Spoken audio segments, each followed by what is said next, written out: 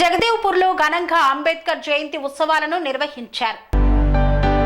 బహుజనుల రాజ్యాధికారమే బాబాసాహెబ్ అంబేద్కర్కు నిజమైన నివాళి అని, బహుజనులంతా ఐక్యంగా కలిసి పోరాటం చేయాలని అంబేద్కర్ సంఘం నేతలు పేర్కొన్నారు.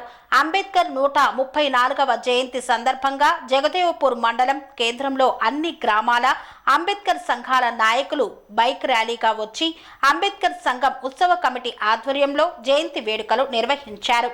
అంబేద్కర్ విగ్రహానికి పూలమాల వేసి ఘన నివాళులు అర్పించారు. ఈ సమావేశానికి ముఖ్య అతిథిగా వచ్చిన Jagdevpur police station SI Chandramohan ఈ సందర్భంగా మాట్లాడుతూ అంబేద్కర్ ఆశయ సాధన కోసం ప్రతి ఒక్కరూ కృషి చేయాలన్నారు. ఎస్సీ, ఎస్టీ, బీసీ, మైనార్టీలు ఏకతాటిపై వచ్చి బాబాసాహెబ్ అంబేద్కర్ కలలు కన్నా రాజ్యాధికారం సాధించాలని కోరారు. ఓటు హక్కుతో కోటలు కూల్చవద్దని, ఓటును నోటుకు అమ్ముకోవద్దని అవగాహన కల్పించారు. యువతీ యువకులు చదువుపై దృష్టి పెట్టి మంచి ఉద్యోగాలు సాధించాలని, ముఖ్యంగా బహుజన యువత మేలుకొని బాబాసాహెబ్ కలలు కన్నా రాజ్యాధికారాన్ని సాధించుకోవాలని సూచించారు. ఈ కార్యక్రమంలో ఎంఆర్పిఎస్, ఎంజేఎఫ్, ఎంఈఎఫ్ తదితర నాయకులు పాల్గొన్నారు. చాలా కృషి ఉంది. ఎందుకు ఈ కృషి ఉందంటే వాళ్ళ కాలంలో అడ్రాని చదువు చూసి అక్కడ ఉన్నటువంటి పరిస్థితులను అధిగమించుకొని ఎన్నో అవమానాలకు భరించుకొని వాళ్ళు చదువుకున్న చదువులను నా జాతి కోసం, నా అక్కడ ఉన్నటువంటి కులాల కోసం పనిచేయాలనేటటువంటి తాపత్రయంతో వాళ్ళు చట్టసభలో కానీ అలాగే ప్రజాక్షేత్రంలో కానీ ఎన్నో ఉద్యమాలు చేసిన రోజు మనం సభ జరుపుకుంటా ఉన్నాం. గతంలో మన జాతుల్ని రోడ్డు పైన ముందుకే మా మహిళపడతారని చెప్పేసి మూతికి ముందా మనం నడిస్తే మహిళపడతారని చెప్పేసి ముడికి రావడానికి సందర్భం నుంచి ఈరోజు చాలా గ్రామాలలో కూడా ఒక గ్లాస్ పద్ధతి, 2 గ్లాసుల పద్ధతి అనేటువంటి పార్టీ ఈరోజు మనం ఈ సభ అనేటువంటి జరుపుకుంటా ఉన్నాం. అంటే మనం గతంలో మహనీయులు చేసినటువంటి పోరాటాలన్నింటినీ స్ఫూర్తిగా తీసుకొని ఈ దేశంలో అంతర్గతాన్ని రూపుమాపడం కోసం ప్రతి ఒక్క కార్యకర్తని భవిష్యత్తులో పోరాటాలు కూడా చేయాల్సినటువంటి అవసరం ఉందని కూడా గుర్తు చేస్తా ఉన్నాం. మన జగదేవ్పూర్ మండలంలో చాలా గ్రామాలలో ఇప్పటికీ వివక్షించినటువంటి కొనసాగుతూ ఉన్నది. ఇప్పటికీ దేవాలయాల ప్రవేశాలు లేవు. ఇప్పటికీ చాలా మంది బౌద్ధులు అని చెప్పేసి చెప్పుకుంటూ బీసీలు, ఎస్సీలు, ఎస్టీలు అని చెప్పేసి చెప్పుకుంటున్నాం. మనం అందరం ఒకటే అని చెప్పేసి చెప్తున్నాం. కానీ ఏ గ్రామంలో అయినా ఈరోజు దళిత పిల్లలతో బతకబడేటటువంటి పరిస్థితి ఉందని చెప్పేసి నేను అనుకుంటూ ఉన్నాం. అంటే మనం ఇక్కడ ఉన్నటువంటి పరిస్థితుల్లో అంటే స్వతంత్రం వచ్చి ఇన్ని రోజులు అవుతున్నా కానీ ఇప్పటికీ బతకబడేటటువంటి మన దూరంగా ఉందని చెప్పేసి నేను ఒక విషయాన్ని కూడా మనం గుర్తు చేసుకోవాలి. అంటే అక్కడ మనం గౌరవపడేటటువంటి కోల్పోతా ఉన్నాం. రేపు భవిష్యత్తులో అటువంటి కార్యక్రమాన్ని బీసీలకు కూడా అవగాహన కల్పించి మనం అందరం ఒకటే అనేటటువంటి వాతావరణాన్ని క్రియేట్ చేసి ప్రతి గ్రామంలో కూడా దళిత పిల్లలతో పాటు బహుజనులందరూ కూడా బతకబడేటటువంటి విధానాన్ని కూడా మనం మండలంలో కూడా క్రియేట్ చేయాలి. ఆ రకంగా ఎంఆర్పిఎస్ కార్యకర్తలందరూ కూడా జగదేవ్పూర్ మండలంలో కృషి చేయాలని చెప్పేసి కూడా పిలిపిస్తా ఉన్నాం. రెండవది, మనం జనవరి నుంచి ఇప్పటిదాకా ఎంఆర్పిఎస్ కమిటీ వేసుకొని చాలా విషయాల గురించి మనం మాట్లాడినాం. మనం ప్రధానంగా జరిగినటువంటి పోరాటం ఏంటి? వర్గీకరణ, ఏబీసీల వర్గీకరణ కోసం మనం మాట్లాడినాం. ఏబీసీల వర్గీకరణ కోసం సాధించుకోవడం కోసం మన కృష్ణ 30 ఏళ్ళ పోరాటం చేసి తన జీవితాన్ని త్యాగం చేసినటువంటి వ్యక్తి మన కృష్ణ ఆధ్వర్యంలో ఈరోజు జీవో పాస్ అయింది. ఈ రోజు నుంచి అన్ని శాఖలలో ఎస్సీ వర్గీకరణ ఫలాలు ఆర్యపేద పొందబోతున్నారు. అందుకోసం ఈ సభలు విజయ సభ కూడా మనం జరుపుకోవాలని చెప్పేసి కూడా ఎంఆర్పిఎస్ మేము కోరుతాం. అంతేకాదు వర్గీకరణ ఫలాలు వచ్చాయి. ఇప్పుడు మనం ఏం చేయాలి? మనం గ్రామాలలో అన్ని పంపిణీ చేసాం. ఆ వర్గీకరణ ఫలాన్ని మనం పొందాలంటే ఏం చేయాలి? ప్రతి ఒక్కరికి చదవనటువంటి ఇంపార్టెంట్. చదువుకున్నటువంటి చాలా మంది వర్గీకరణ అమలు కాకపోవడం వల్ల మనం ఉద్యోగాలు కోల్పోయినాం. 2000 సంవత్సరం నుంచి 2004 వరకు వర్గీకరణ అమలు అవుతే మనకు ఉద్యోగాలు 24,000 ఉద్యోగాలు మనకు వస్తే కేవలం 4 ఏళ్లలో సంవత్సరం నుంచి 2000 సంవత్సరాల వరకు మనకు 23,000 ఉద్యోగాలు వచ్చాయి. అంటే వర్గీకరణ అమలు అవుతే మనకి ఎన్ని ఉద్యోగాలు మనకి గత 2004 నుంచి ఇప్పుడు 2025 ఈ 20 సంవత్సరాల వర్గీకరణ అమలు చేయకపోవడం వల్ల మాజీ పిల్లలు ఎన్ని ఉద్యోగాలు కోల్పోయినటువంటి విషయం కూడా మనం గుర్తు చేసుకోవాలి. రెండవది, మనం ఆ ఫలాన్ని తీసుకోవాలంటే ప్రతి ఒక్కరు కూడా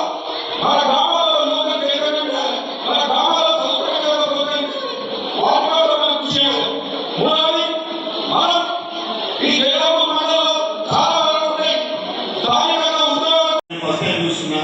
ఇంత బాగా అంబేద్కర్ గారి జయంతిని సెలబ్రేట్ చేయడం అనేది నేను ఫస్ట్ టైం చూస్తున్నా.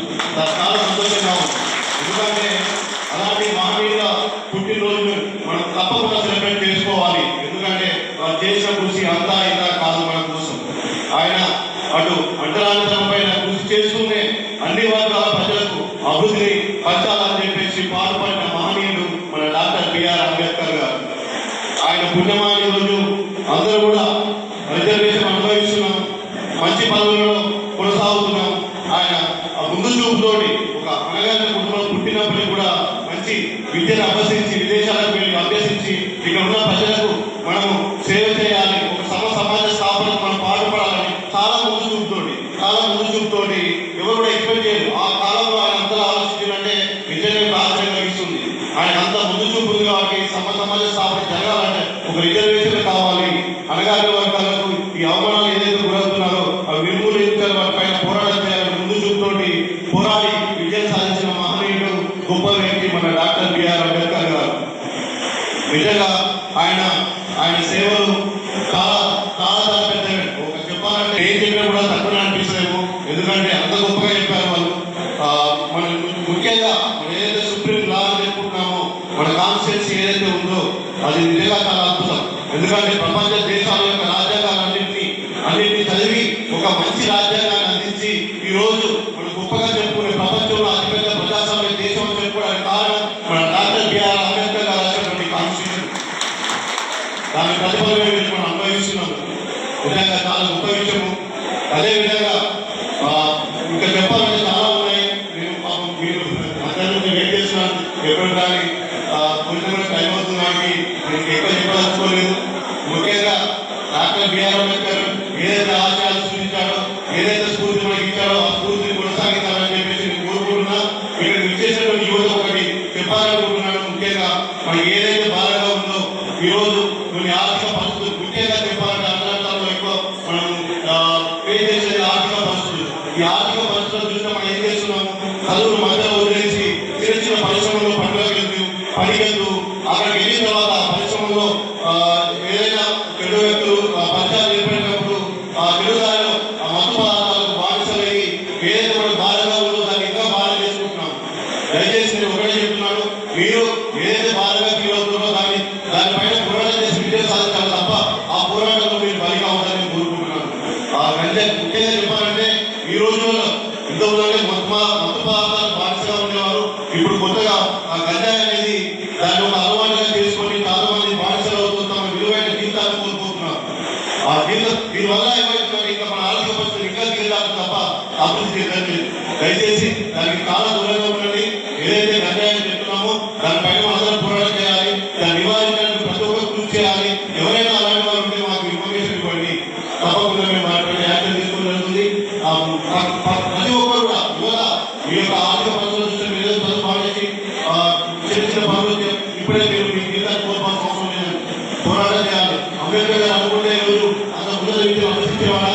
ఆయన ఉన్న పరిస్థితులు చూస్తే ఆయన కూడా చదువు పని చేసి ఈ రోజు పని చేసుకోండి, ఈ రోజు గురించి గొప్పగా చెప్పుకునేవాళ్ళం. సో ఆ స్ఫూర్తి అనేది మీలో ఉండాలి. మీరు అందరూ కూడా చదువు కంటిన్యూ చేయాలి.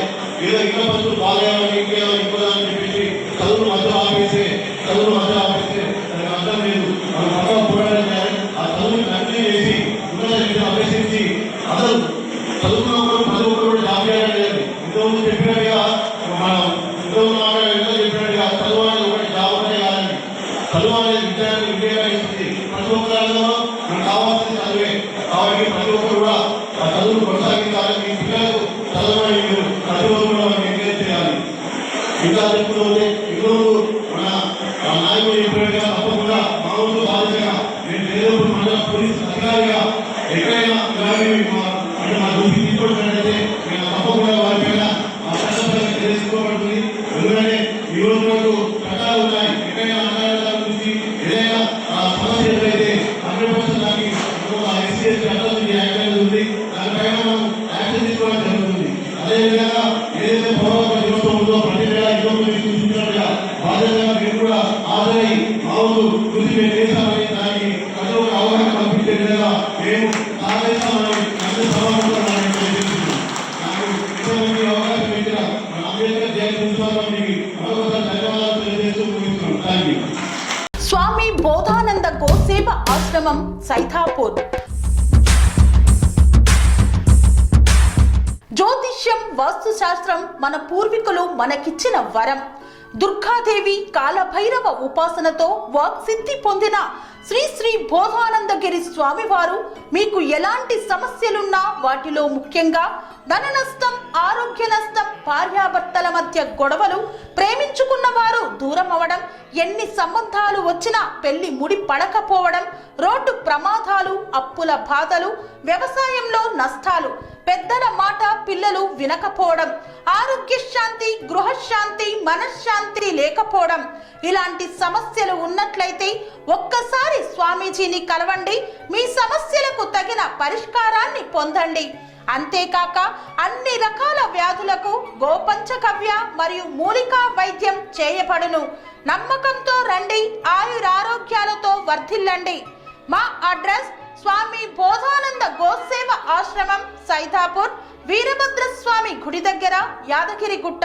సంప్రదించవలసిన నెంబర్ 9849213754 మరియు 9618034138.